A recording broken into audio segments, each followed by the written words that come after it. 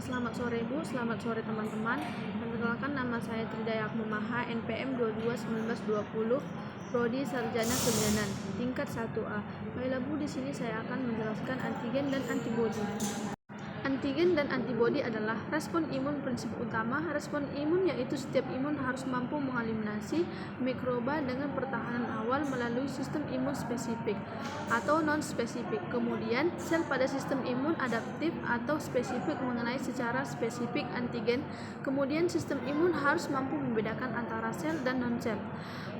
Hal yang bertujuan untuk menghindari terjadinya penyimpangan atau autoimun. Reaksi antigen dan antibodi. Yang pertama, antigen yaitu zat-zat asing yang umumnya merupakan protein yang berkaitan dengan bakteri dan virus yang masuk ke dalam tubuh. Antigen juga disebut imunogen karena sifatnya apabila ada antigen masuk ke dalam tubuh, maka tubuh akan merangsang dan memunculkan respon awal, yaitu respon imun primer. Kalau antigen yang masuk ke tubuh kembali, maka respon yang muncul disebut respon imun sekunder. Faktor-faktor yang mempengaruhi antigen adalah yang pertama keasingan, yaitu suatu substansi harus bersifat asing untuk menjadi imunogenik. Yang kedua, dan ukuran molekul, yaitu molekul yang digunakan harus berukuran besar. Yang ketiga, ada kerumitan, yakni semakin rumit atau kompleks susunan molekulnya, maka semakin tinggi imunogenitasnya. Yang keempat, ada konstitusi genetik, yaitu kemampuan untuk mengadakan respon imun. Yang kelima, ada metode pemasukan antigen, dan yang keenam, ada dosis.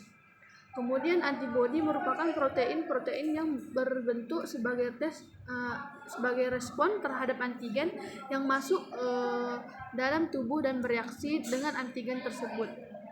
Antigen juga disebut dengan imunoglobulin, ialah molekul yang bersifat spesifik dengan antigen yang dihasilkan oleh sel plasma berupa protein.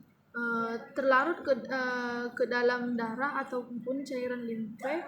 Fungsi utamanya yaitu sebagai pertahanan terhadap infeksi ekstraseluler, virus bakteri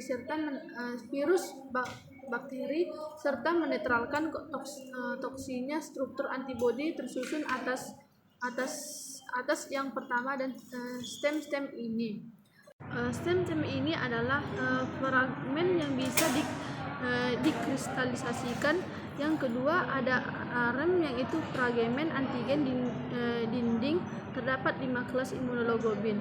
Yang pertama, imunoglobulin terdapat di mukosa. Kemudian ada imunoglobulin sebagai reseptor. Kemudian ada imunoglobulin mengikat energen. Kemudian ada imunoglobulin memberikan mayoritas kekebalan terhadap patogen. Yang kelima, ada imunoglobulin yaitu untuk menghilangkan patogen dari dalam tubuh.